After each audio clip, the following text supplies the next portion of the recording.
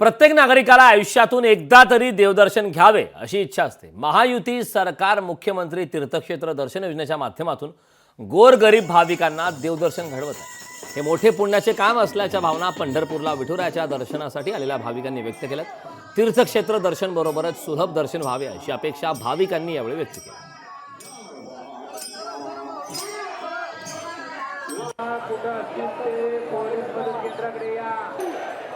तीर्थक्षेत्र दर्शन योजनेचा भाविकांना लाभ मिळालेला आहे। गरीब भाविकांना देवदर्शन घडत असल्याचं समोर आलंय।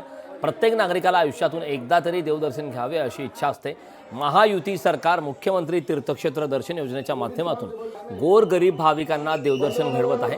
हे मोठे पुण्याचे काम असल्याच्या भावना पंढरपूरला विठुरायाच्या दर्शनासाठी आलेल्या भाविकांनी व्यक्त केल्या आहेत। तीर्थक्षेत्र दर्शनाबरोबरच सुलभ दर्शन व्हावे अशी अपेक्षा भाविकांनी यावेळी व्यक्त केली।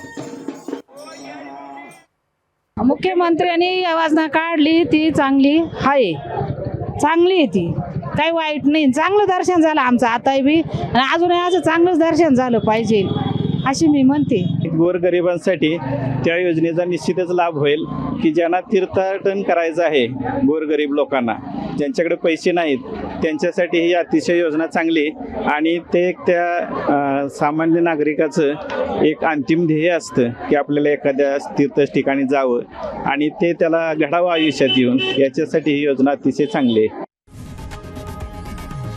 लोकशाही मराठी ऐका, पहा, जागरूक रहा।